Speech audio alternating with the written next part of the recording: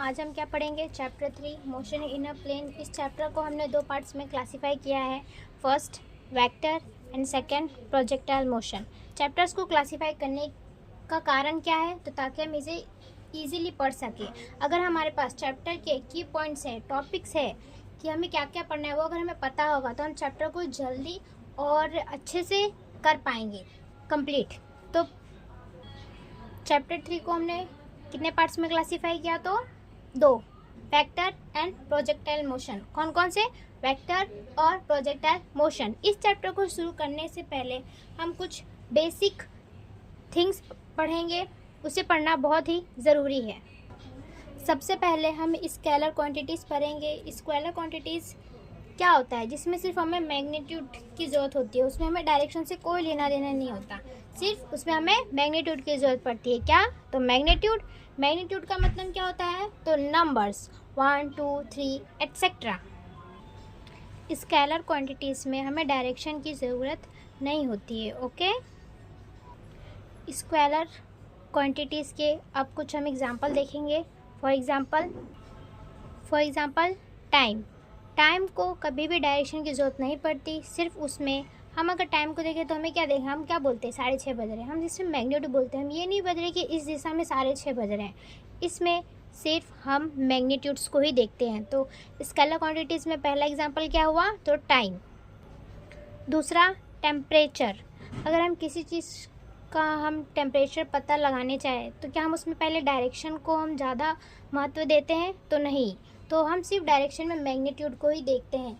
जैसे कि ठंडी में 21 डिग्री सेल्सियस, ठंडी में इतनी डिग्री है, तो ये इसमें सिर्फ हमने मैग्नीट्यूड बताया, ये नहीं बताया कि इस दिशा में इतने 21 डिग्री सेल्सियस ठंडी पड़ रही है। ओके, इस ऑब्जेक्ट को अगर हम यहाँ पे ले जाए तो इसने क्या किया? सिर्फ इसने एक डिस्टेंस कवर किया, तो डिस्टेंस भी एक स्केलर क्वांटिटीज़ है। हमने ये नहीं बताया कि डिस्टेंस कौन से डायरेक्शन में जा रहा है, बस ये डिस्टेंस को हमने इसके इनिशियल पोजीशन से फाइनल पोजीशन पे ले गए, तो इसमें डायरेक्शन का कोई काम नहीं है। अब चैप्टर में जो हमें पढ़ना है, जो हमने पहला पार्ट क्लासीफाई किया, वो क्या था? वेक्टर। अब हम पढ़ेंगे वेक्टर के बारे में, आखिर वेक्टर क्या है। तो वेक्टर क्वांटिटीज़ आपने पिछले बहुत सारी क्लासेस में पढ़ा होगा कि वेक्टर क्वांटिटीज़ हम किसे कहते हैं। तो वेक्टर क्वांटिटीज़ में हमें मैग्नीट्यूड और डायरेक्शन की ज़रूरत होती है। वेक्टर में क्या क्या हमें चाहिए होता है? तो मैग्नीट्यूड और डायरेक्शन, ये दो मेन की पॉइंट्स है वेक्टर के। अगर आप पेपर में इन दोनों में से कोई भी एक छोड़ते हो, मतलब कोई एक मिस कर देते हो, तो आपका मार्क्स कट सकता है। तो ध्यान रखना, वेक्टर के दो की पॉइंट्स है, मैग्नीट्यूड एंड डायरेक्शन। अब हम वेक्टर क्वांटिटीज़ के एग्जांपल लेंगे।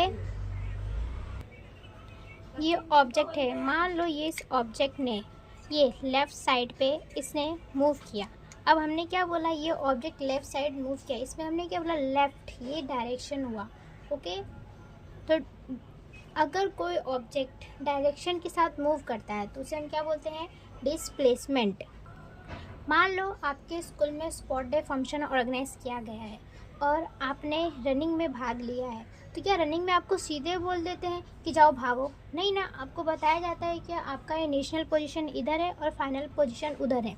एक डायरेक्शन आपको बताई जाती है कि आपको किस डायरेक्शन में जाना है। तो अगर हम प्रैक्टिकल लाइफ में देखें तो अगर आप किसी को आप जाते हो मैराथन देखने, तो उसमें क्या होता है? सारे मैराथन्स जो भागते रहते हैं, रनिंग रनर्स, वो एक डायरेक्शन में भागते हैं, उनको पता होता है कि उन्हें किस तरफ जाना है। तो वो भी क्या हुआ? वो हुआ वेक्टर क्वांटिटीज़। मान लो ये एक ऑब्जेक्ट है जिसे मैंने कुछ फोर्स अप्लाई किया, जिससे ये आगे बढ़ गया, और इस फोर्स, ये जो फोर्स है वो एक कोई डायरेक्शन में ही अप्लाई हुआ है, जिससे मैंने इस ऑब्जेक्ट को इस डायरेक्शन में इसको फोर्स दिया, जिसकी वजह से ये इस तरफ मूव किया। तो फोर्स भी क्या है? एक वेक्टर क्वांटिटीज़ है।